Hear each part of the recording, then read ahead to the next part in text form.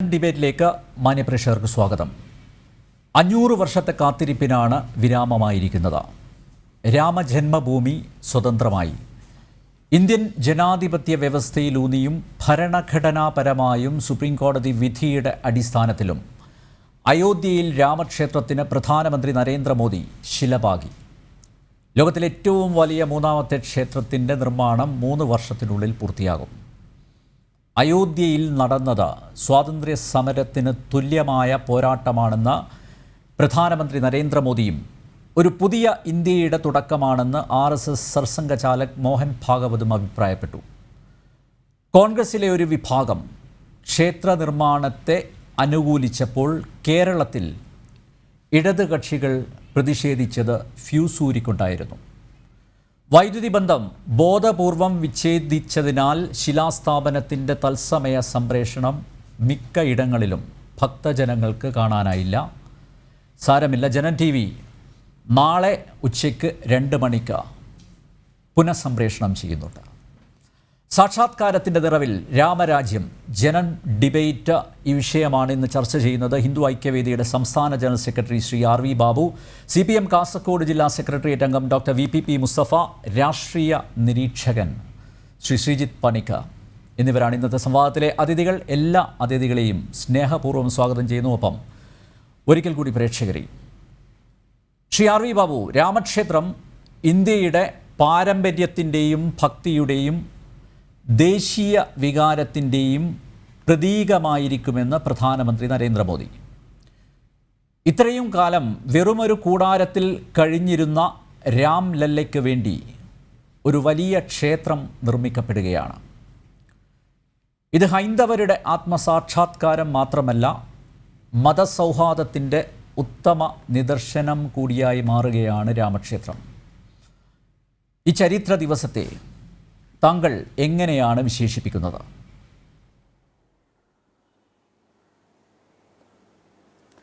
ഇത് മുഴുവൻ ഭാരതീയർക്ക് മാത്രമല്ല, ഈ രാമായണത്തിൻ്റെ മഹത്വം ലോകത്ത് എവിടെയൊക്കെയാണോ പരന്നിട്ടുള്ളത്, നമുക്കറിയാം രാമൻ ഭാരതത്തിനകത്ത് മാത്രമേ യാത്ര ചെയ്തിട്ടുള്ളൂ. പക്ഷെ രാമായണം ലോകത്ത് പലയിടങ്ങളിലും യാത്ര ചെയ്തിട്ടുണ്ട്. ഭാരതത്തിന് പുറത്ത് ശ്രീലങ്കയിൽ, തായ്ലൻഡിൽ, ബർമ്മയിൽ, മലേഷ്യയിൽ, ഇന്തോനേഷ്യയിൽ, ഇങ്ങനെ എത്രയെത്ര രാജ്യങ്ങളിലാണ് രാമായണം യാത്ര ചെയ്തിട്ടുള്ളത്. അവിടങ്ങളിലൊക്കെ രാമൻ അവർക്ക് ആരാധ്യ പുരുഷനാണ്. അവരൊക്കെ ആഗ്രഹിക്കുന്നത് രാമൻ്റെ ജന്മഭൂമിയിൽ ഒരു ക്ഷേത്രം ഉയരണം എന്ന് തന്നെയായിരുന്നു. അപ്പോൾ മറ്റാർക്കുമില്ലാത്ത, ഒരുപക്ഷെ മറ്റാർക്കും കിട്ടാത്ത ഒരു അംഗീകാരവും സ്വാധീനവും രാമന് ലോക സമൂഹത്തിൽ കിട്ടിയിട്ടുണ്ട്. ആ രാമൻ്റെ ജന്മഭൂമിയിൽ ഒരു ക്ഷേത്രം ഉയരുക എന്നുള്ളത് എല്ലാവരുടെയും ഒരു സ്വപ്നം തന്നെയായിരുന്നു. ആ സ്വപ്നത്തിൻ്റെ ഒരു സാക്ഷാത്കാരത്തിനാണ് ഇന്ന് തുടക്കം കുറിച്ചിരിക്കുന്നത്. രാമൻ ഒരു മതത്തിൻ്റെ മാത്രം പ്രതീകമായിട്ട് നമുക്ക് കാണാൻ സാധ്യമല്ല. രാമൻ ഒരു അവതാര പുരുഷൻ എന്ന നിലയ്ക്ക് മാത്രമല്ല കാണുന്നത്. ഈ നാടിൻ്റെ ദേശീയ സ്വത്വത്തിൻ്റെ ആവിഷ്കാരമാണ് രാമൻ. രാമനെ വാൽമീകി വിശേഷിപ്പിച്ചിട്ടുള്ളത് ഈ രാഷ്ട്രം നിലനിർത്തുന്ന ധർമ്മം എന്താണോ ആ ധർമ്മത്തിൻ്റെ വിഗ്രഹമാണ് രാമൻ എന്നാണ്. രാമോ വിഗ്രഹവാൻ ധർമ്മ എന്നാണ് വാൽമീകിയുടെ വ്യാഖ്യാനം. അങ്ങനെ രാമനെ ധർമ്മത്തിൻ്റെ വിഗ്രഹമായി കണ്ട ഈ നാട്ടിൽ രാമൻ്റെ ജന്മഭൂമിയിൽ രാമന് ക്ഷേത്രം ഉയരുക എന്നുള്ളത് ചിരകാലമായ അഭിലാഷമായിരുന്നു. അതിനാണ് ഇന്ന് സാക്ഷാത്കരിക്കപ്പെട്ടിരിക്കുന്നത്, അല്ലെങ്കിൽ അതിൻ്റെ തുടക്കം കുറിച്ചിരിക്കുന്നത്. ഇവിടെ ഏറ്റവും ശ്രദ്ധാർഹമായിട്ടുള്ള കാര്യം, ഇവിടെ നമുക്ക് 2-3 കാര്യങ്ങൾ കാണാൻ സാധിക്കും. ഒന്ന്, ഈ ക്ഷേത്ര നിർമ്മാണത്തിൻ്റെ ഭൂമി പൂജയിലും ശിലാന്യാസത്തിലുമൊക്കെ പങ്കെടുക്കാൻ ആദ്യത്തെ ക്ഷണം നൽകിയത് ഈ രാമക്ഷേത്രത്തിന് അവകാശവാദം ഉന്നയിച്ച, രാമജന്മഭൂമിക്ക് അവകാശവാദം ഉന്നയിച്ച സുന്നി ബോർഡിൻ്റെ ആ ടൈറ്റിൽ സ്യൂട്ടിന് നേതൃത്വം കൊടുത്ത ഹാഷിം അൻസാരിയുടെ മകൻ ഇക്ബാൽ അൻസാരിക്കാണ് ഇതിൻ്റെ ആദ്യത്തെ ക്ഷണപത്രം കൊടുത്തത് എന്ന് നമ്മൾ മനസ്സിലാക്കണം. ആ ക്ഷണപത്രം കിട്ടിയ ഇക്ബാൽ അൻസാരി ലോകത്തോട് പറഞ്ഞത്, എനിക്ക് ഈ ക്ഷണപത്രം കിട്ടിയത് രാമൻ്റെ ഇച്ഛയാണ് എന്നാണ്. ഞാൻ അവിടെ പോകണം എന്നുള്ളത് രാമൻ്റെ ഇച്ഛയാണ്. ഇതിനു മുൻപ് നടന്നതൊക്കെ ഇനി പറയേണ്ട കാര്യമില്ല, അതൊക്കെ പാസ്റ്റ് ഈസ് പാസ്റ്റ്, അത് കഴിഞ്ഞതൊക്കെ കഴിഞ്ഞിരിക്കുന്നു. ഇനി രാമജന്മഭൂമിയിൽ ഒരു മനോഹരമായ ക്ഷേത്രം ഉയരണം, ലോകം മുഴുവൻ രാമജന്മഭൂമിയിലേക്ക് എത്താൻ പോവുകയാണ്. അപ്പോൾ അതുകൊണ്ട് ഇത് രാമൻ്റെ ഇച്ഛയാണ് ഞാൻ നടപ്പാക്കുന്നത്, അല്ലെങ്കിൽ ഞാൻ അവിടെ പോകണം എന്നുള്ളത് ഞാൻ അവിടെ പങ്കെടുക്കുകയാണ് എന്ന് പറയുന്നു. നമ്മൾ ഇന്ന് സോഷ്യൽ മീഡിയയിലൊക്കെ പ്രചരിച്ചിട്ടുള്ള ഒട്ടനവധി വീഡിയോകളിൽ നമുക്ക് കാണാൻ സാധിക്കുന്നത് ഈ പറയുന്ന രാജ്യത്തിൻ്റെ പല ഭാഗത്തും മുസ്ലിം സ്ത്രീകൾ തട്ടമിട്ട് പർദ്ദ ധരിച്ച മുസ്ലിം സ്ത്രീകൾ ആരതി ഒഴിഞ്ഞ് രാമൻ്റെ ഫോട്ടോയ്ക്ക് മുമ്പിൽ ആരതി ഒഴിഞ്ഞുകൊണ്ട് രാമമന്ത്രം ഉരുവിടുന്ന വീഡിയോസ് അനവധി ഇന്ന് സോഷ്യൽ മീഡിയയിൽ പ്രചരിക്കുന്നുണ്ട്. രാമനെ എല്ലാവരും അംഗീകരിക്കുന്നു. രാമന്റെ സംബന്ധിച്ച് ജാതി മത ഭേദമന്യേ എല്ലാവരുടെയും ഒരു ആഗ്രഹമാണ് യഥാർത്ഥത്തിൽ പൂർത്തീകരിക്കാൻ പോകുന്നത്. ഇവിടെ ഈ പ്രക്ഷോഭത്തിന്റെ അല്ലെങ്കിൽ പ്രക്ഷോഭത്തിന്റെ കാലഘട്ടത്തിൽ അതിന്റെ ഒരു ഭാഗമായി നിൽക്കാൻ ഭാഗ്യം സിദ്ധിച്ച ഒരാളെന്ന നിലയ്ക്ക് ഇന്ന് മറ്റൊരു കാര്യം കൂടി എനിക്ക് സൂചിപ്പിക്കാനുണ്ട്. ഇവിടെ ഈ ദിവസം ഇന്ന് ടൈംസ് ഓഫ് ഇന്ത്യ അത് റിപ്പോർട്ട് ചെയ്തിട്ടുണ്ട്, മറ്റു പത്രങ്ങളിലും കണ്ടു കാണുമായിരിക്കും, ഞാൻ ആ വാർത്തകൾ കണ്ടില്ല. അപ്പം നമുക്കറിയാം 1990 കർസേവയിൽ കൽക്കട്ടയിലെ 2 സഹോദരന്മാർ, കോത്താരി സഹോദരന്മാർ, രാം കോത്താരിയും ശരത് കോത്താരിയും വെടിയേറ്റ് മരിച്ചു. ആ കോത്താരി സഹോദരന്മാരുടെ സഹോദരി, ആ 2 പേരും കർസേവയ്ക്ക് വരുന്നത് സഹോദരിയുടെ വിവാഹ നിശ്ചയം കഴിഞ്ഞതിന് ശേഷമാണ്. നവംബറിലാണ് വെടിവെപ്പുണ്ടാകുന്നത്, ഡിസംബറിലാണ് ആ 2 പേരുടെയും സഹോദരിയായ പൂർണിമയുടെ വിവാഹം നിശ്ചയിച്ചിരുന്നത്. പക്ഷേ ആ സഹോദരന്മാർക്ക് സഹോദരിയുടെ വിവാഹം കാണാൻ കഴിഞ്ഞില്ല. മുലായം സിംഗിന്റെ സർക്കാർ ആ സഹോദരന്മാരെ വെടിവെച്ച് കൊന്നു. ആ സഹോദരി ഇന്ന് ഈ ചടങ്ങിൽ പങ്കെടുക്കാൻ എത്തിയിരുന്നു. അവർ കൽക്കട്ടയിലെ ഈ രാം കോത്താരിയും ശരത് കോത്താരിയും സന്ദർശിച്ചിരുന്ന, സ്ഥിരമായി പോയിക്കൊണ്ടിരുന്ന RSSന്റെ 3 ശാഖകളിൽ നിന്നുള്ള മണ്ണുമായിട്ടാണ് അവർ ഈ ചടങ്ങിൽ പങ്കെടുത്തത് എന്നുള്ളതും കൂടിയും നമ്മൾ മനസ്സിലാക്കണം. അപ്പോൾ അങ്ങനെ വൈകാരികമായി ഒട്ടനവധി സന്ദർഭങ്ങൾക്ക് സാക്ഷ്യം വഹിച്ച, മാത്രമല്ല അവിടെ മറ്റൊരു മുഹമ്മദ് ഷെരീഫ് എന്ന് പറയുന്ന മറ്റൊരു മുസ്ലിം ആയിട്ടുള്ള ആള്, അദ്ദേഹം പത്മശ്രീ അവാർഡ് നേടിയിട്ടുള്ള ആളാണ്. അദ്ദേഹം ഒരു യഥാർത്ഥത്തിൽ മുസ്ലിം സമൂഹത്തിന്റെ ഒരു മോഡൽ ആയിട്ട് കാണാൻ സാധിക്കുന്ന അദ്ദേഹം അനാഥ ശവശരീരങ്ങളെ തേടിപ്പിടിച്ച് അത് സംസ്കരിക്കുന്ന തരത്തിൽ പ്രവർത്തിക്കുന്ന, വളരെ മാതൃകാപരമായി പ്രവർത്തിക്കുന്ന അദ്ദേഹവും ആ ചടങ്ങിനെത്തിയിരുന്നു എന്നാണ്. അദ്ദേഹത്തെയും ക്ഷണിച്ചിരുന്നു ആ ചടങ്ങിൽ, അദ്ദേഹത്തെ ആദരിക്കുകയൊക്കെ ചെയ്തു എന്നാണ്. അപ്പോൾ ഇത്തരത്തിൽ എല്ലാ വിഭാഗം ആളുകളും ഒരുമിച്ച് ഈ ക്ഷേത്ര നിർമ്മാണത്തിന് വേണ്ടി പരിശ്രമിക്കുകയാണ്. മുമ്പ് പല സന്ദർഭങ്ങളിലും പലതരത്തിലുള്ള, നേരത്തെ അനിൽ നമ്പ്യാർ പറഞ്ഞ പോലെ 492 വർഷമായിട്ട് നടത്തിയ പോരാട്ടമാണ്. എത്രയെത്ര പോരാട്ടങ്ങൾ, എത്രയെത്ര ബലിദാനങ്ങൾ, എത്രയെത്ര ആളുകളുടെ ജീവൻ ബലിയർപ്പിച്ച ഒരു പോരാട്ടം. ഇത്രയും നീണ്ടു നിന്ന ഒരു പോരാട്ടം ഒരുപക്ഷെ ലോകത്ത് വേറൊന്നും സാധ്യമല്ല. ഞാൻ ഒരു കാര്യം വളരെ വ്യക്തമായിട്ട് അടിവരയിട്ട് പറയാൻ സാധിക്കുന്നു. ഇന്ത്യ കണ്ട ഏത് സമരം എടുത്തോളൂ, സ്വാതന്ത്ര്യ സമരത്തിന്റെ മഹാത്മാഗാന്ധിജിയുടെ നേതൃത്വത്തിൽ നടത്തിയ സ്വാതന്ത്ര്യ സമരം അടക്കം ഏത് സമരവുമായിട്ട് താരതമ്യം ചെയ്താലും അയോധ്യ പ്രക്ഷോഭം പോലെ ഇത്രയും ജനപങ്കാളിത്തത്തോടെ ജനകീയമായി നടത്തിയ ഒരു പ്രക്ഷോഭം ഇന്ത്യ മഹാരാജ്യത്ത് വേറൊന്നും കാണാൻ സാധ്യമല്ല. ഇത്രയും ജനകീയമായ ഗ്രാമാന്തരങ്ങളിൽ ജനങ്ങൾ തടിച്ചുകൂടി ജനങ്ങളുടെ പിന്തുണയോടെ നടത്തിയിട്ടുള്ള ഒരു സമരം, ആ സമരം ഇപ്പോൾ എൻ്റെ ഏറ്റവും ചെറിയൊരു ഉദാഹരണം മാത്രം ഞാൻ പറയാം. 1949 ഈ വിഗ്രഹം ശ്രീകോവിലിൽ പ്രതിഷ്ഠിച്ച് അതിൻ്റെ പേരിലാണ് യഥാർത്ഥത്തിൽ അന്നത്തെ കേരളീയനായ KK നായർ, കേരളത്തിന് വലിയൊരു അഭിമാനമുള്ള കാര്യമാണത്, കേരളീയനായിട്ടുള്ള ഒരു ജില്ലാ മജിസ്ട്രേറ്റിന്റെ ഇടപെടൽ പോലും ഈ ക്ഷേത്ര നിർമ്മാണത്തിന് സഹായകരമായി എന്നുള്ളത് നമ്മൾ മനസ്സിലാക്കണം. ആ വിഗ്രഹ പ്രതിഷ്ഠ നടത്തിയതിന്റെ പേരിൽ ജവഹർലാൽ നെഹ്റുവിന്റെ സമ്മർദ്ദത്തിന്റെ ഫലമായിട്ടൊക്കെ അദ്ദേഹത്തിന് രാജിവെക്കേണ്ടി വന്നു. അന്ന് ജനസംഘം രൂപീകരിച്ചിട്ട് മാസങ്ങളേ ആയിട്ടുള്ളൂ. ആ ജനസംഘത്തിന്റെ ടിക്കറ്റിൽ KK നായർ ഉത്തർപ്രദേശിൽ നിന്ന് മത്സരിച്ചു. അദ്ദേഹത്തിന്റെ ഭാര്യ ശകുന്തള മത്സരിച്ചു. അദ്ദേഹത്തിന്റെ ഡ്രൈവർ മത്സരിച്ചു. അനിൽ നമ്പ്യാരെ ആ 3 പേരെയും വിജയിപ്പിച്ചു ഉത്തർപ്രദേശിലെ ജനത. എന്തിന്റെ പേരിലാണ്? രാമന്റെ പേരിൽ. അത്രമാത്രം രാമവികാരമാണ് ആ ഗ്രാമങ്ങളിൽ, ആ നാട്ടിലൊക്കെ അലയടിച്ചുയർന്നിട്ടുള്ളത്. ആ രാമവികാരമാണ് ഇന്ത്യ ഏറ്റെടുത്തത്. ആ രാമവികാരത്തെ ഉൾക്കൊണ്ടുകൊണ്ട് മുന്നോട്ട് പോകുന്നവർക്ക് മാത്രമേ ഇന്ത്യയിൽ നിലനിൽപ്പുള്ളൂ എന്നുള്ള യാഥാർത്ഥ്യം, ആ യാഥാർത്ഥ്യമാണ് ഇന്ന് തിരിച്ചറിഞ്ഞുകൊണ്ടിരിക്കുന്നത്. അത് എല്ലാ രാഷ്ട്രീയ പ്രസ്ഥാനങ്ങളും, ചിലരൊക്കെ ഇപ്പോഴും അവർക്ക് നേരം വെളുത്തിട്ടില്ല എന്നുള്ളത് കൊണ്ട് അവർ പിന്നാലെ അത് മനസ്സിലാക്കിക്കൊള്ളും. പക്ഷേ ഇപ്പോ ഇത് ലോകം അംഗീകരിച്ചിരിക്കുന്നു, രാജ്യം അംഗീകരിച്ചിരിക്കുന്നു. ഇതിനെതിരെ നിൽക്കുന്നവര് യഥാർത്ഥത്തിൽ കൈപ്പടം കൊണ്ട് സൂര്യനെ മറയ്ക്കാൻ ശ്രമിക്കുന്നവരാണ്, സത്യത്തെ തിരിച്ചറിയാൻ അറിയാത്തവരാണ്. ഓക്കെ, ഇന്നും ആ രാമവികാരമാണ് ലോകമെമ്പാടും അലയടിച്ചത്.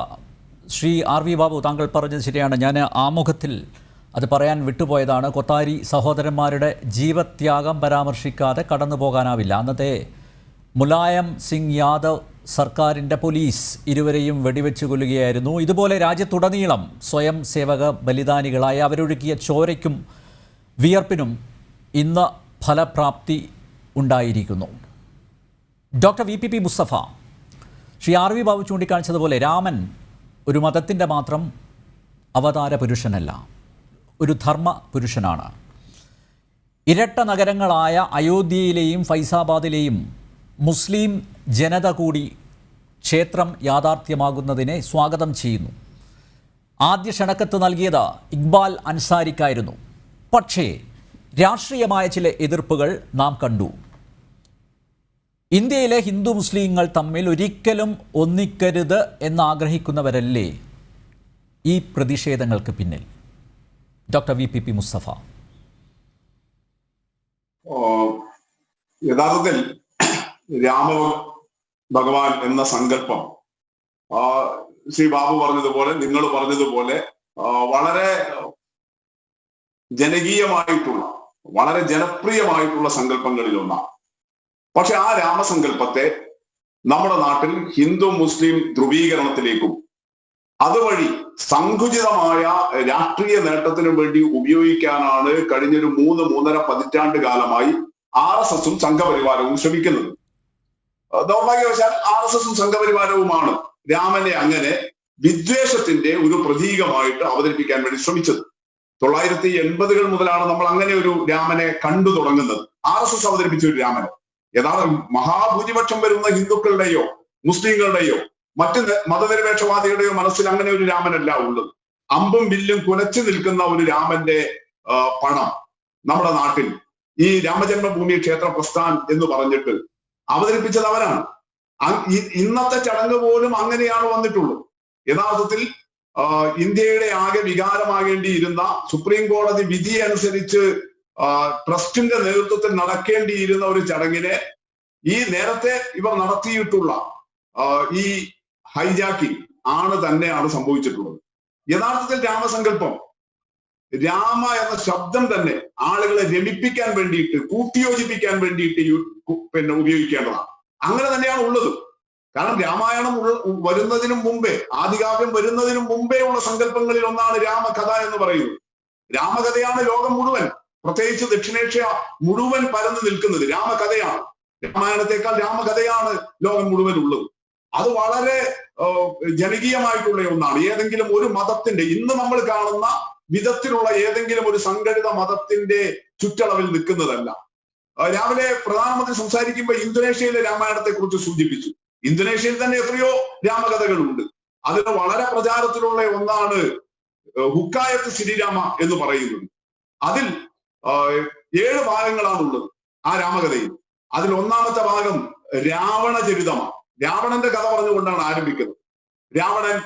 അച്ഛൻ രാവണനെ കുറ്റക്കേടുകൾ കാണിച്ചതിന്, വികൃതികൾ കാണിച്ചതിന് രാജ്യത്തു നിന്ന് പുറത്താക്കുകയും അദ്ദേഹം തപസ്സനുഷ്ഠിക്കുന്നതും, തപസ്സനുഷ്ഠിച്ചിട്ട് അദ്ദേഹത്തിന് വരം കൊടുക്കാൻ വേണ്ടിയിട്ട് പറയുന്നത് ആ കഥയനുസരിച്ചിട്ട് അള്ളാഹുവും മുസ്ലിങ്ങളുടെ ആദ്യ പ്രവാചകനായ ആദം നബിയും അവരുടെ അന്ത്യപ്രവാചകനായ മുഹമ്മദ് നബിയുമാണ്.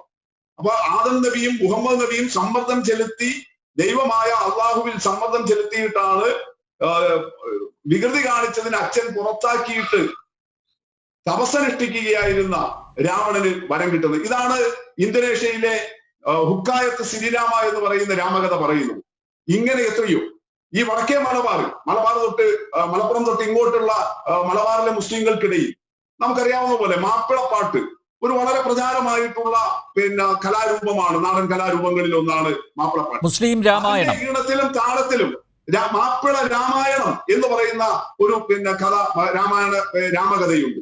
അതുകൊണ്ട് രാമകഥ എന്ന് പറയുന്നത് യഥാർത്ഥത്തിൽ ആദികാവ്യത്തിനും മുമ്പേ നമ്മുടെ നാട്ടിലെ എല്ലാ സമൂഹങ്ങൾക്കിടയിലും യഥാർത്ഥത്തിൽ ഈ വയനാട്ടിലുള്ള അടിയ രാമായണം എന്ന് പറയുന്ന ആദിവാസികൾക്ക്, അവർക്ക് ആദികാവ്യത്തെ കുറിച്ച് അറിയുന്നതിന് ഇന്നത്തേക്ക് ഒരു തലമുറയാണ് എന്ന് പറഞ്ഞാൽ അവര് സാക്ഷരരും അതുപോലെ വിദ്യാഭ്യാസമൊക്കെ നേടാൻ തുടങ്ങിയ ഒരു തലമുറക്കിടയിലാണ് വാൽമീകി രാമായണവും എഴുത്തച്ഛൻ രാമായണമൊക്കെ വരുന്നത്. അതിനും മുമ്പേ വയനാട്ടിലെ ആദിവാസികൾക്കിടയിൽ, അടിയ വിഭാഗത്തിനിടയിൽ അടിയ രാമായണം ഉണ്ട്. അതൊക്കെ ഒരു രാമകഥയായിട്ട് വന്നിട്ടുള്ളതാണ്. അതുകൊണ്ട് രാമൻ എന്ന് പറയുന്ന ശബ്ദം അത്തരത്തിൽ വളരെ കൃത്യമായിട്ടൊരു സങ്കല്പമായി, വളരെ ജനകീയമായിട്ട് നിന്നിട്ടുള്ള ഒരു സങ്കല്പമാണ്. അത് ആളുകളെ ഒന്നിപ്പിക്കാനുള്ള ഒന്നായിരുന്നു.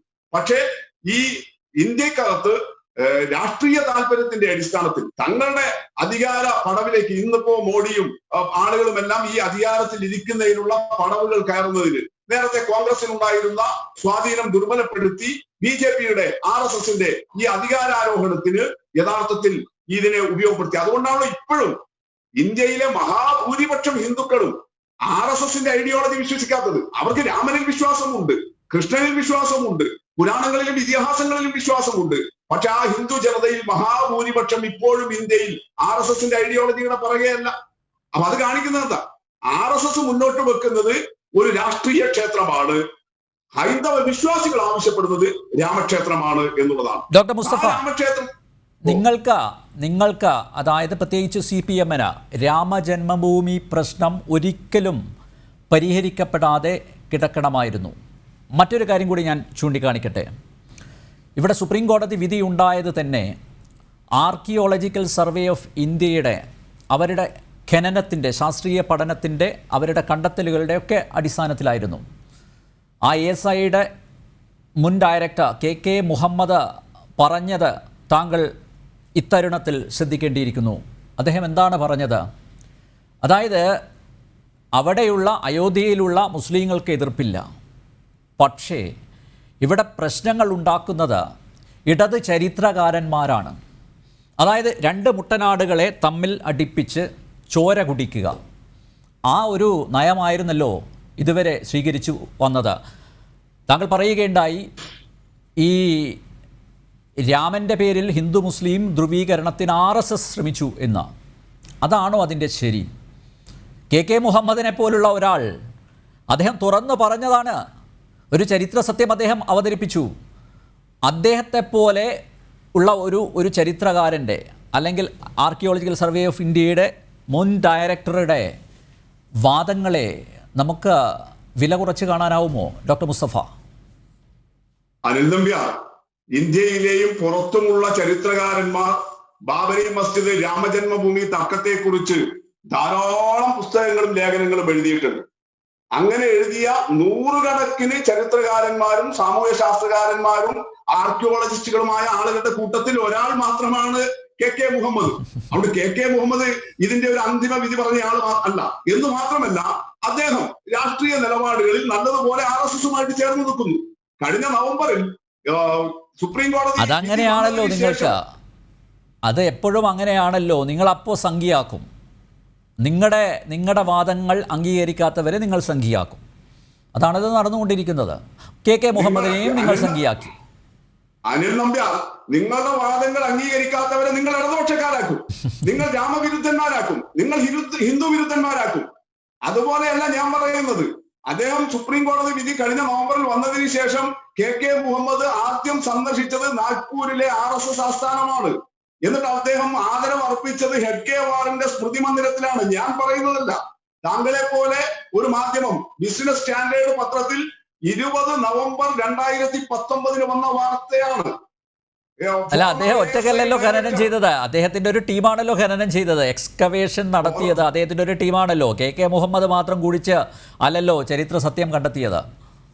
അല്ല, ഞാൻ പറഞ്ഞത് ഞാൻ സംഖ്യയാക്കിയതല്ല അദ്ദേഹത്തെ. താങ്കൾ പറഞ്ഞത് ഞാൻ സംഖ്യയാക്കുന്നു.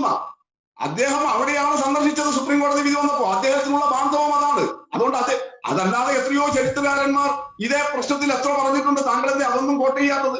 ഞാൻ ആളുകളുടെ പ്രത്യേകിച്ച് പേരെടുത്ത് പറയുന്നില്ല, നിങ്ങൾ ആരെ കോട്ട് ചെയ്യണമെന്ന്. പക്ഷേ KK മുഹമ്മദ് മാത്രമുള്ളത് അന്തിമവാക്കൽ. ഇനി സുപ്രീം കോടതി വിധിയിൽ തന്നെ ഈ ആർക്കിയോളജിക്കൽ സർവേ ഓഫ് ഇന്ത്യയുടെ എല്ലാ കണ്ടെത്തലുകളും അംഗീകരിച്ചിട്ടുണ്ടോ? താങ്കൾ ആ വിധി പഠിച്ച ഒരാളാണല്ലോ. താങ്കൾ അങ്ങനെ ബാബരി മസ്ജിദ് എന്ന് പറയുന്ന കെട്ടിടം ഉണ്ടായിരുന്നതിന്റെ തൊട്ട് കീഴ്ഭാഗത്ത് ഖനനം നടത്തിയപ്പോൾ അങ്ങനെ പഴയൊരു ക്ഷേത്രാവശിഷ്ടങ്ങൾ കണ്ടെത്തി എന്ന് സുപ്രീം കോടതി വിധിയിൽ പറയുന്നുണ്ടോ? നമ്മൾ നോക്കിയിട്ട് അങ്ങനെ കാണുന്നില്ലല്ലോ. അപ്പൊ അതുകൊണ്ട് ആർക്കിയോളജിക്കൽ സർവേ ഓഫ് ഇന്ത്യയിൽ അവർ ഗവേഷണം നടത്തി ഒരു റിപ്പോർട്ട് ഉണ്ടാക്കിയിട്ടുണ്ട്. അതല്ലാത്ത ധാരാളം അന്വേഷണങ്ങളും ഇവരുടെ തന്നെ റിപ്പോർട്ടിന്റെ ന്യൂനതകൾ ചൂണ്ടിക്കാണിച്ചിട്ടുള്ള മറ്റ് ചരിത്രകാരന്മാരുടെയും ആർക്കിയോളജിസ്റ്റുകളുടെയും വിമർശനം ഉണ്ടായിട്ടുണ്ട്. അല്ല, എന്തായാലും കോടതി വിധി പുറപ്പെടുവിച്ചവർ ശുംഭന്മാരല്ലല്ലോ, അങ്ങനെ തള്ളിക്കളയാൻ പറ്റുമോ? ഞാൻ പറഞ്ഞത്, താങ്കൾ പറഞ്ഞത് ആർക്കിയോളജി സർവേ ഓഫ് ഇന്ത്യയുടെ റിപ്പോർട്ടും KK മുഹമ്മദുമാണ് അന്തിമ വാക്ക് എന്നാണ്. അല്ല, അങ്ങനെ ഞാൻ പറഞ്ഞില്ല. അതുകൂടി ആ ചരിത്ര സത്യത്തിന്റെ അടിസ്ഥാനത്തിൽ കൂടിയാണ് സുപ്രീം കോടതി വിധി പ്രഖ്യാപിച്ചത്. അങ്ങനെയാണ് ഞാൻ പറഞ്ഞത്.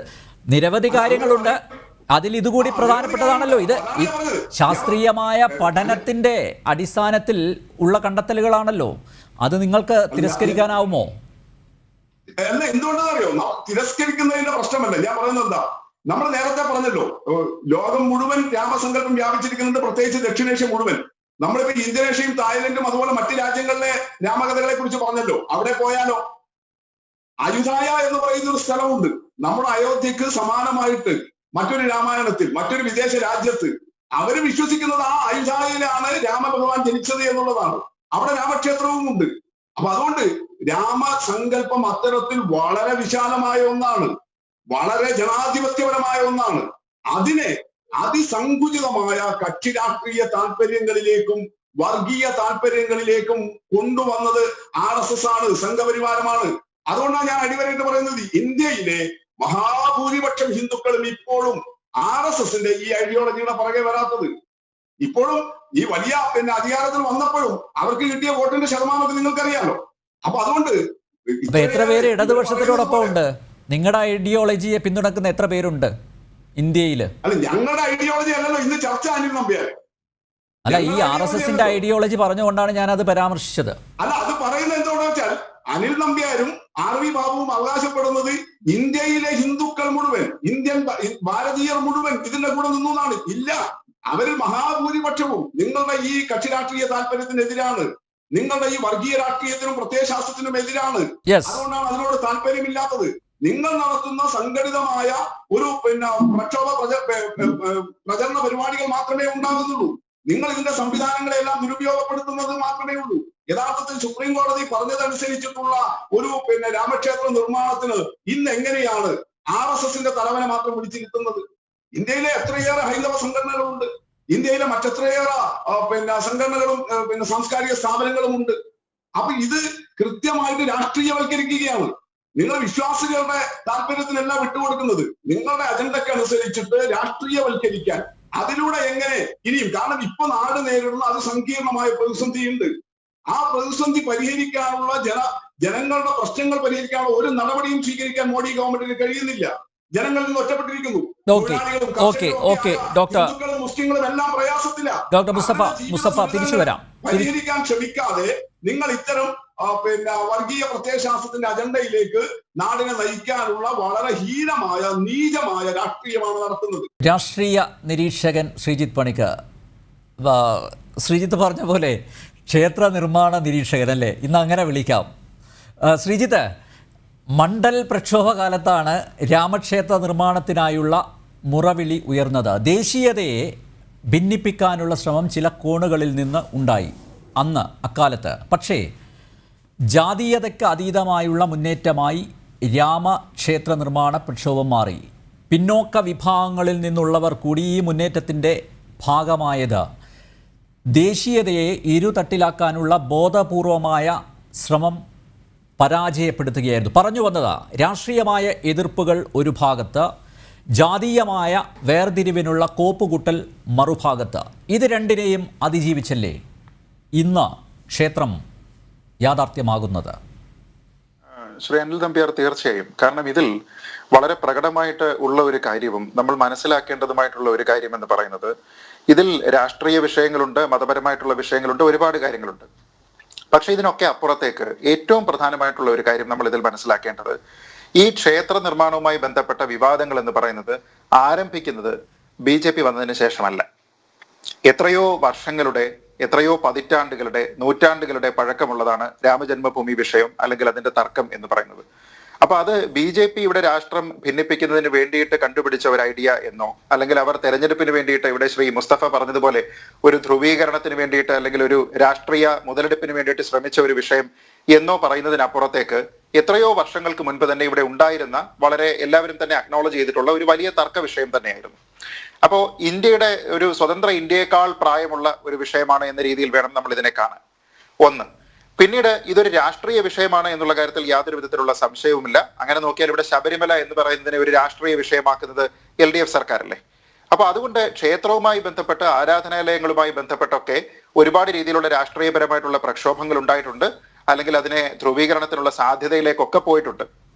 പക്ഷേ ഇവിടെ മനസ്സിലാക്കേണ്ടത്, ഇവിടെ നേരത്തെ ശ്രീ മുസ്തഫ തന്നെ സമ്മതിക്കുന്ന ഒരു പ്രധാനപ്പെട്ട കാര്യം, ലോകത്തിന്റെ പല ഭാഗത്തുമുള്ള വിശ്വാസികളായിട്ടുള്ള ഒരുപാട് ആൾക്കാർക്ക്, അത് കേവലം ഹിന്ദു മതത്തിലുള്ള ആൾക്കാർ മാത്രമല്ല, മറ്റ് ധർമ്മങ്ങളിലുള്ള ആൾക്കാർക്ക് പോലും ഏറ്റവും കൂടുതൽ വിശ്വാസവും താല്പര്യവുമുള്ള ഒരു കഥയാണ് രാമന്റേത്. അപ്പൊ ആ രീതിയിൽ ഇതിനെ കാണുന്ന സമയത്ത് അതിനൊരു സാർവലൗകികത എന്നൊക്കെ പറയുന്ന ഭാവം വരുന്നുണ്ട്. അല്ലാതെ അത് കേവലം ഒരു BJPയുടെയോ RSSന്റെയോ മാത്രമായിട്ടുള്ള ഒരു പരിവേഷം അതിനെ ചാർത്തുന്നതിന് അർത്ഥമില്ല എന്ന് പറയുന്നത് ശ്രീ VPP മുസ്തഫയുടെ വാക്കുകൾ തന്നെ അദ്ദേഹത്തിന്റെ ആ ഒരു കോൺസെപ്റ്റിന് ഘടകവിരുദ്ധമാണ്. ഒന്നാമത്തെ കാര്യം. ഇനി മറ്റൊരു കാര്യം എന്ന് പറയുന്നത്, നമ്മളിവിടെ ന്യൂനപക്ഷങ്ങളെ പറ്റി പറഞ്ഞു. ഒന്ന് ആലോചിച്ച് നോക്കൂ, ഇവിടെ ഇത്രയും നൂറ്റാണ്ടുകൾ കഴിഞ്ഞ ഒരു പോരാട്ടത്തിന് ശേഷം, അല്ലെങ്കിൽ പതിറ്റാണ്ടുകൾ നീണ്ട ഒരു നിയമ പോരാട്ടത്തിന് ശേഷം അവസാനം ആരാണ് അവിടെ ഭൂമി പൂജ നടത്തുന്നത്? OBC വിഭാഗത്തിൽപ്പെട്ട ഒരാളല്ലേ. അപ്പോൾ ഇതിൽ നിന്ന് നമ്മൾ മനസ്സിലാക്കേണ്ടത് എന്താണ്? ഇവിടെ ഒരു പ്രത്യേക രീതിയിലുള്ള ആൾക്കാരാണ് ഭരണവർഗം എന്നോ, അല്ലെങ്കിൽ അത് ഏതെങ്കിലും ഒരു പ്രത്യേക മതവിഭാഗത്തിന് മറ്റ് ന്യൂനപക്ഷങ്ങളിൽ നിന്നുള്ള വേർതിരിവിന്റെ ഭാഗമായിട്ട് ചെയ്തിരിക്കുന്ന ഒരു കാര്യമാണ് എന്നൊക്കെ ഇതിനെ വ്യാഖ്യാനിക്കേണ്ടതുണ്ടോ? ഇപ്പൊ ഇവിടെ പ്രധാനപ്പെട്ട ചില കാര്യങ്ങൾ കൂടി ശ്രീ മുസ്തഫ പറഞ്ഞിരിക്കുന്നുണ്ട്. ആരാണ് ശ്രീരാമൻ? അദ്ദേഹം പറഞ്ഞു, ഈ ഇന്ന് ചിത്രീകരിക്കുന്ന അല്ലെങ്കിൽ BJP RSS ചിത്രീകരിക്കുന്ന രീതിയിലുള്ള ഈ വില്ലും അമ്പും പിടിച്ചു നിൽക്കുന്ന രാമനാണ് ഇന്നത്തെ രാമൻ, പഴയ രാമൻ അങ്ങനെ ആയിരുന്നില്ല എന്ന്.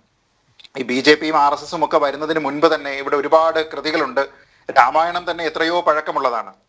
ശ്രീ മുസ്തഫ ഏറ്റവും പ്രധാനപ്പെട്ട തെലുങ്കിലുള്ള ഒരു കീർത്തനമുണ്ട്. ആ കീർത്തനം തന്നെ അതിന്റെ വരി, ആദ്യത്തെ 2 വരി എന്ന് പറയുന്നത് തന്നെ പലുകെ ബംഗാരമയന കോദണ്ഡപാണി പലുകെ ബംഗാരമയന എന്നാണ്. കോദണ്ഡപാണി എന്ന് വെച്ചാൽ പാണിയിൽ കോദണ്ഡം അഥവാ വില്ല് ധരിച്ചവൻ എന്നാണ്. ശ്രീരാമനെ പറ്റിയാണ് പറയുന്നത്.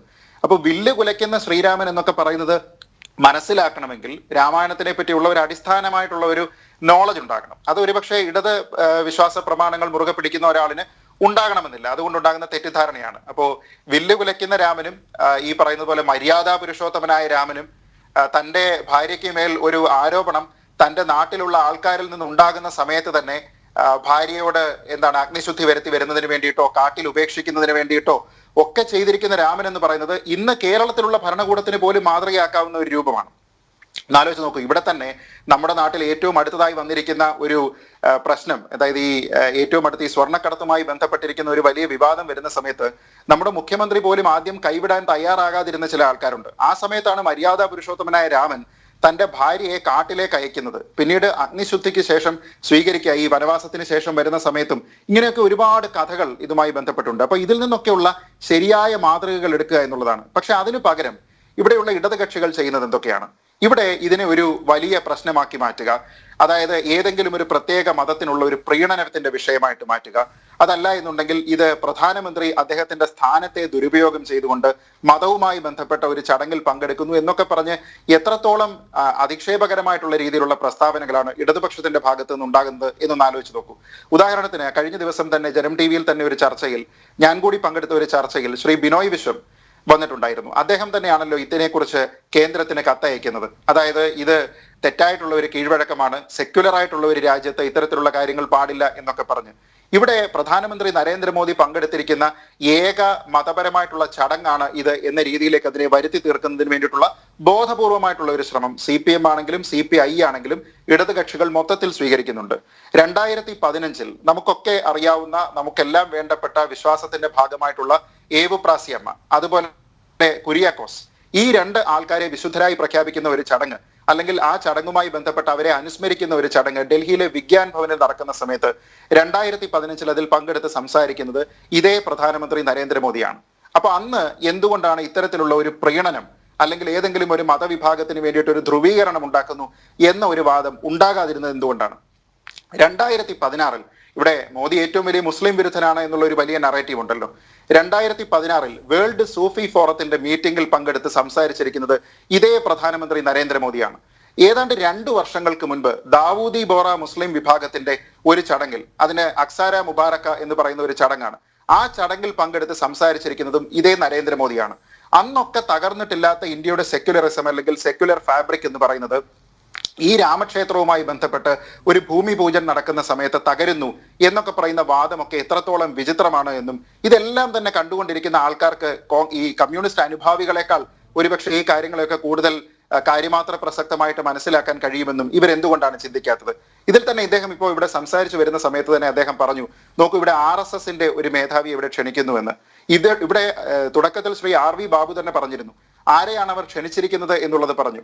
ഈ കേസിലെ പ്രധാനപ്പെട്ട എതിർകക്ഷിയായിരുന്ന ആളിനെ, അതായത് നേരത്തെ കേസ് തുടങ്ങിയിരുന്ന ആൾ മരിച്ചുപോയി, അദ്ദേഹത്തിന്റെ മകൻ, അദ്ദേഹത്തിനെയാണ് ഈ ആദ്യത്തെ ക്ഷണപത്രിക അയക്കുന്നത് പോലും അദ്ദേഹത്തിനാണ്. അപ്പോൾ ഇതര മതവിഭാഗത്തിലുള്ള ഒരാൾ എന്നതിനപ്പുറത്തേക്ക് ഈ കേസിൽ എതിർകക്ഷിയായി നിന്നിരുന്ന ഒരാളിനെ ആദ്യത്തെ ക്ഷണിതാവായിട്ട് ഈ ചടങ്ങിലേക്ക് സ്വീകരിക്കുന്നതിനുള്ള തീരുമാനമെടുത്തിരിക്കുന്നത് ആരാണ്? കേന്ദ്ര സർക്കാരല്ല. അത് അദ്ദേഹത്തിന് ഒരുപക്ഷെ ശ്രീ മുസ്തഫയ്ക്ക് അറിയാത്തത് കൊണ്ടായിരിക്കാം. സുപ്രീം കോടതി കേന്ദ്ര സർക്കാരിനോട് പറഞ്ഞത് ഒരു ട്രസ്റ്റ് ഉണ്ടാക്കണമെന്നാണ്. അതിന്റെ പേരിൽ അയോധ്യയിലെ ക്ഷേത്ര നിർമ്മാണം ഓവർസീ ചെയ്യുന്നതിന് വേണ്ടിയിട്ട് ഏതാണ്ട് 15 അംഗങ്ങളുള്ള ഒരു ട്രസ്റ്റ് ഉണ്ടാക്കിയിട്ടുണ്ട്. ആ ട്രസ്റ്റിനാണ് ഇത്തരത്തിലുള്ള എല്ലാ ചുമതലയും, അല്ലാതെ പ്രധാനമന്ത്രിയുടെ കാര്യാലയം അല്ല അത് തീരുമാനിക്കുന്നത്. ആ ട്രസ്റ്റിൽ ഇവിടെ രാംലല്ലയ്ക്ക് വേണ്ടി വാദിച്ചിരിക്കുന്ന, എല്ലാവരും ബഹുമാനിക്കുന്ന ഈ ലീഗൽ ല്യൂമററീസ് ഒക്കെ ഒരുപക്ഷെ പിതാമഹൻ എന്ന് വിശേഷിപ്പിക്കുന്ന അഡ്വക്കേറ്റ് കെ പരാശരനുണ്ട്. 3 or 4 IAS ആൾക്കാരുണ്ട്, IAS ഉദ്യോഗസ്ഥന്മാരുണ്ട്. അങ്ങനെ പല ആൾക്കാരെ ചേർന്ന് കോൺസ്റ്റിറ്റ്യൂട്ട് ചെയ്തിരിക്കുന്ന ഒരു ബോഡിയാണത്. അതിൽ ഉത്തർപ്രദേശിലെ ഗവൺമെന്റിനെ പ്രതിനിധീകരിക്കുന്ന ആൾക്കാരുണ്ട്. അങ്ങനെ പലരുമുണ്ട്. അവരാണ് തീരുമാനിക്കുന്നത് ആരെ ക്ഷണിക്കണമെന്ന്. അവർ ആ ക്ഷണിക്കുന്ന കൂട്ടത്തിൽ അവർ ഈ എതിർകക്ഷിയെ ക്ഷണിക്കുന്നു. അതൊരു മുസ്ലിമാണ്. സുന്നി വഖഫ് ബോർഡിലുള്ള ആൾക്കാരെ വിളിക്കുന്നു, അല്ലെങ്കിൽ ഷിയ ബോർഡിലുള്ള ആൾക്കാരെ വിളിക്കുന്നു. അപ്പോഴൊന്നും ഇല്ലാത്ത പ്രശ്നമാണ് ഏതെങ്കിലും ഒരു പ്രത്യേക വിഭാഗത്തിലുള്ള ആൾക്കാരെ വിളിക്കുന്നത്. ഇവിടുത്തെ പ്രധാന പ്രശ്നം നിങ്ങൾ മനസ്സിലാക്കേണ്ടത്, ഈ ക്ഷേത്രം അവിടെ നിർമ്മിക്കുന്നതിനുള്ള ഫണ്ടിങ് എങ്ങനെയാണ്? അത് കേന്ദ്ര സർക്കാരിന്റെ ഭാഗത്തു നിന്നാണോ ആ ഫണ്ടിങ് പോകുന്നത്?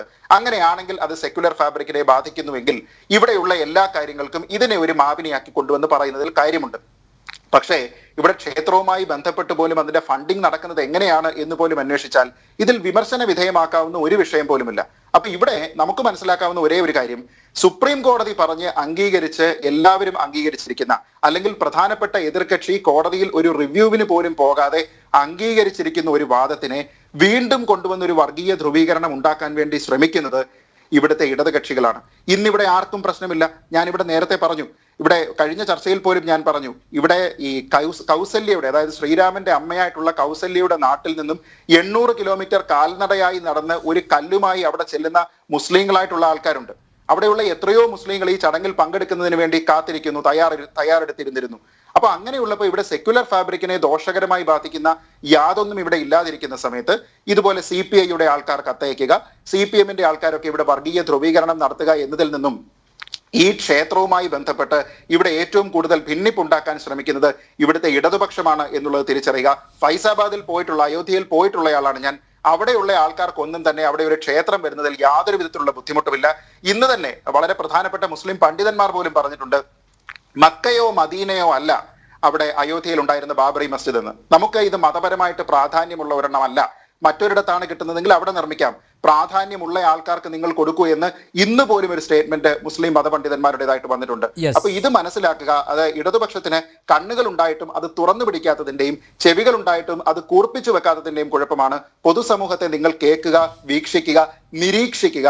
അപ്പോൾ നിങ്ങൾക്ക് കൂടുതൽ കാര്യങ്ങൾ വ്യക്തമാകും. Okay, Shri RV Babu, doctor VPP Mustafa ഉന്നയിച്ച വാദങ്ങൾക്ക് മറുപടി ഉണ്ടാവും താങ്കൾക്ക്. മറ്റൊരു കാര്യം, കോൺഗ്രസിൽ ഒരു വിഭാഗം, AICC ജനറൽ സെക്രട്ടറി പ്രിയങ്ക വാദ്രയുടെയും അതുപോലെ കമൽനാഥിൻ്റെയും ഒക്കെ പരാമർശങ്ങൾ ഉദ്ധരിച്ച് പറയട്ടെ, ക്ഷേത്ര നിർമ്മാണത്തെ സ്വാഗതം ചെയ്തപ്പോൾ കേരളത്തിലെ കോൺഗ്രസ് നേതാക്കന്മാർ, ശശി തരൂരിനെ പോലുള്ളവരൊക്കെ ഇതിന് സ്വാഗതം ചെയ്തിട്ടുണ്ട്. കോൺഗ്രസ് നേതാക്കൾ, മറ്റ് കോൺഗ്രസ് നേതാക്കൾ മുസ്ലിം ലീഗ് കണ്ണുരുട്ടിയപ്പോൾ നന്നായി വിയർത്തു. മതനിരപേക്ഷ പാർട്ടി എന്ന് അവകാശപ്പെടുന്നവർ ഈ വിഷയത്തെ അധികരിച്ചുള്ള ചർച്ചകളിൽ നിന്ന് പോലും ഇന്ന് വിട്ടുനിൽക്കുകയാണ്. കോൺഗ്രസ് നേതാക്കന്മാരെ ചർച്ചയ്ക്ക് ക്ഷണിച്ചിരുന്നു, പക്ഷേ അവരോട് ഒരക്ഷരം ഇതേക്കുറിച്ച് മിണ്ടരുത് എന്നാണ് നേതൃത്വത്തിൻ്റെ താക്കീത്. കോൺഗ്രസ് ശബരിമല വിഷയത്തിൽ സ്വീകരിച്ചതുപോലുള്ള ദ്വന്ദ്വ സമീപനത്തിൽ ഊന്നി നിന്ന് വൃത്തികെട്ട രാഷ്ട്രീയം കളിക്കുകയില്ലേ? അതായത് ഹിന്ദുക്കളുടെ വോട്ടും വേണം, മുസ്ലിങ്ങളുടെ വോട്ടും വേണം. അതുകൊണ്ട് ഒരു വിഭാഗം ഇതിനെ സ്വാഗതം ചെയ്യുന്നു, പ്രിയങ്ക വാദ്ര കടത്തി പറയുന്നു, രാഹുൽ രാമനെക്കുറിച്ച് പുകഴ്ത്തി പറയുന്നു. അതേസമയം ഇവിടെ കേരളത്തിലാവട്ടെ നമ്മുടെ കോൺഗ്രസ് നേതാക്കന്മാർ വാ തുറക്കുന്നില്ല. എന്തായിരിക്കാം?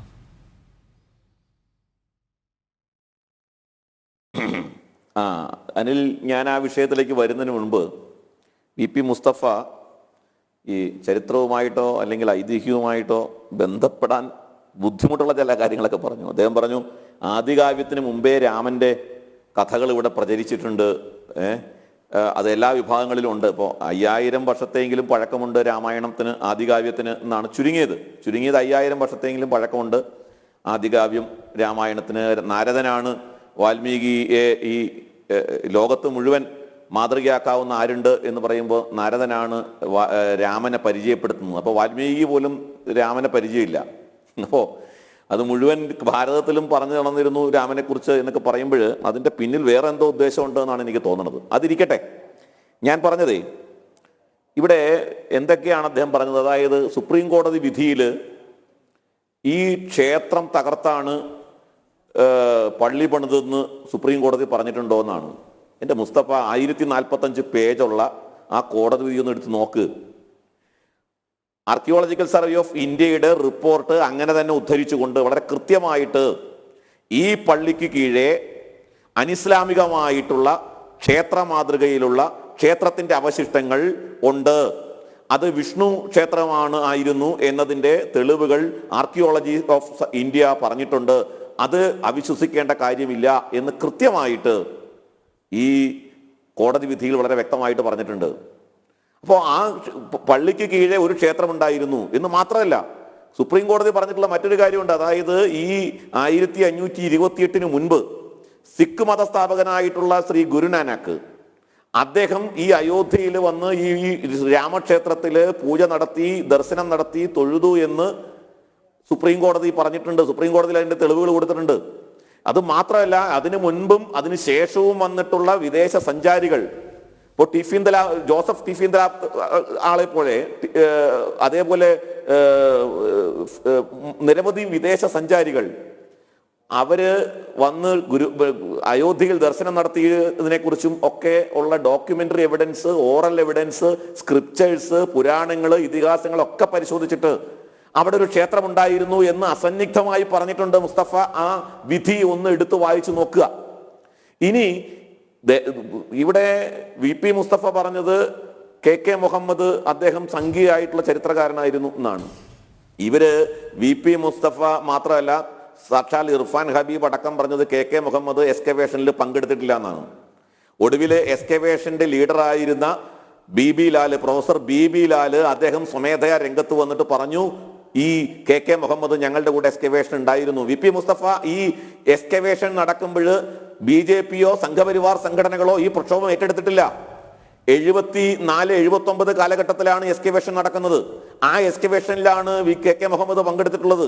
ആ എക്സ്കവേഷന്റെ റിപ്പോർട്ടിലാണ് അവിടെ ക്ഷേത്രമുണ്ടായിരുന്നു എന്നതിന്റെ തെളിവുകൾ ഉണ്ട് എന്ന് KK മുഹമ്മദ് പറഞ്ഞിട്ടുള്ളത്. ആ സമയത്ത് BJPയോ സംഘപരിവാറോ ഒന്നും ഈ ക്ഷേത്ര വിഷയം ഏറ്റെടുത്തിട്ടില്ല. അപ്പൊ നിങ്ങൾ എന്തിനാണ് ഇത്തരം കള്ളത്തരങ്ങൾ പറഞ്ഞുകൊണ്ടിരിക്കുന്നതെന്ന് എനിക്ക് മനസ്സിലാവുന്നില്ല. ഇവിടെ നിങ്ങൾ ക്ഷേത്രത്തിനെ സംബന്ധിച്ച് അവിടെ രാമക്ഷേത്രം തകർത്തതിന് തെളിവില്ല, അതേപോലെ ഈ രാമനല്ല വാൽമീകിയുടെ രാമൻ, ഈ രാമനെ കുറിച്ച് ഇപ്പൊ ഇവിടെ നിങ്ങൾ പറഞ്ഞു, അതായത് വില്ലേന്തിയ രാമനെ നിങ്ങൾ പറയുന്നു. വില്ല് കുലച്ച രാമനെയാണ് സംഘപരിവാർ എടുത്ത് കാണിക്കുന്നത് എന്ന്. വില്ല് കുലച്ച രാമനെ എന്തിനാണ് ഇത്ര ഭയം മുസ്തഫ? വില്ല് കുലച്ച രാമനെ ഭയപ്പെട്ടിരുന്നു. താടകയാണ് ആദ്യം ഭയപ്പെട്ടത്, പിന്നീട് വിരാധൻ ഭയപ്പെട്ടു, പിന്നീട് കബന്ധൻ ഭയപ്പെട്ടു, ഖരദൂഷണാദികൾ ഭയപ്പെട്ടു, ശൂർപ്പണക ഭയപ്പെട്ടു, സാക്ഷാൽ രാവണനും കുംഭകർണനും ഒക്കെ ഭയപ്പെട്ടു. എന്തിനാണ് നിങ്ങൾക്ക് ഭയം? വില്ലുകുലച്ച രാമനെ കണ്ടപ്പോൾ ഭയം എന്തിനാണ് നിങ്ങൾക്ക്? വില്ലുകുലച്ച രാവണനെ ഭയപ്പെട്ടത് രാക്ഷസന്മാരാണ്, കാട്ടാളരാണ്. വില്ലുകുലച്ച രാമനെ ഭയപ്പെട്ടത് അധർമ്മികളാണ്, അസുരന്മാരാണ്. എന്തിനാ VP മുസ്തഫ നിങ്ങൾക്ക് ഭയം? വില്ലുകുലച്ച രാമനെ കാണുമ്പോൾ വില്ലുകുലച്ചത് രാമൻ അധർമ്മത്തിനെതിരായിട്ടാണ്, വില്ലുകുലച്ചത് രാമൻ അനീതിക്കെതിരായിട്ടാണ്. ആ രാമനെ കാണുമ്പോൾ എന്താ നിങ്ങൾക്ക് ഇത്ര ഭയം? നിങ്ങൾ ആരുടെ പക്ഷത്താണ്? നിങ്ങൾ രാവണന്റെ പക്ഷത്താണോ? നിങ്ങൾ ഈ പറയുന്ന അസുരപക്ഷത്താണോ നിലയുറപ്പിച്ചിട്ടുള്ളത്? അപ്പൊ അതുകൊണ്ട് നിങ്ങളുടെ ഈ വ്യാഖ്യാനം നിങ്ങൾക്കെതിരായിട്ടാണ് തിരിച്ചടിക്കുന്നത് എന്ന് സാമാന്യ യുക്തി കൊണ്ട് നിങ്ങൾ മനസ്സിലാക്കണം. പിന്നെ നിങ്ങൾ ചരിത്രകാരന്മാരുടെ കാര്യം പറഞ്ഞു. ഞാനിവിടെ ആദ്യത്തെ ഹൈക്കോടതി, അലഹബാദ് ഹൈക്കോടതി വിധി വന്നിട്ടുണ്ട്. ആ അലഹബാദ് ഹൈക്കോടതി വിധിയിൽ നിങ്ങളുടെ ചരിത്രകാരന്മാർ നാട് മുഴുവൻ നടന്ന് പ്രചരിപ്പിച്ചിരുന്നല്ലോ, ഈ ക്ഷേത്രം രാമക്ഷേത്രം യഥാർത്ഥത്തിൽ പള്ളി തകർത്ത് അല്ല, ഈ പറയുന്ന ബാബറി മസ്ജിദ് ക്ഷേത്രം തകർത്തല്ല, ഈ പറയുന്ന അയോധ്യയല്ല, രാമൻ ജനിച്ച അയോധ്യ ഇതല്ല, ഇത് ബുദ്ധമത ക്ഷേത്രമായിരുന്നു, ബുദ്ധമത പാരമ്പര്യമായിരുന്നു, എന്തെല്ലാമാണ് നിങ്ങൾ പ്രചരിപ്പിച്ചിരുന്നത്. ഞാൻ അലഹബാദ് ഹൈക്കോടതിയിൽ നിങ്ങളുടെ ഈ ഇടതുപ ചരിത്രകാരന്മാരുടെ പ്രതിനിധികൾ കൊടുത്ത സ്റ്റേറ്റ്മെന്റുകളുണ്ട്. ആ സ്റ്റേറ്റ്മെന്റുകളിൽ ചിലതൊന്ന് വായിക്കാനുള്ള സമയം അനിൽ ഒന്ന് എനിക്ക് തന്നാൽ നന്നായി. ഞാനതൊന്ന് പറയാം.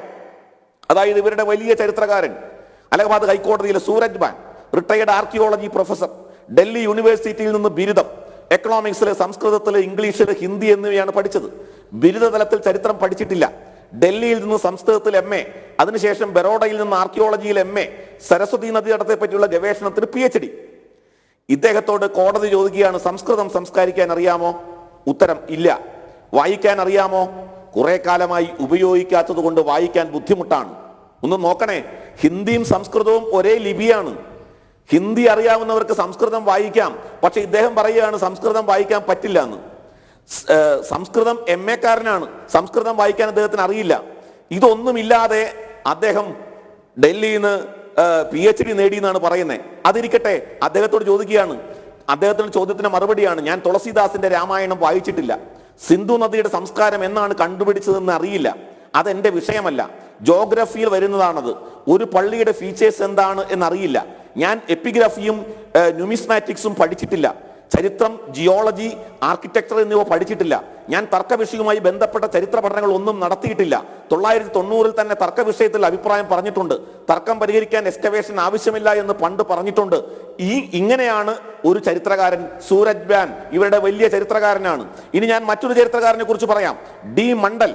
ഇവര് കൊണ്ടു നടന്നിരുന്ന ഒരു ചരിത്രകാരനാണ്, retired from Allahabad university, Ayodhya.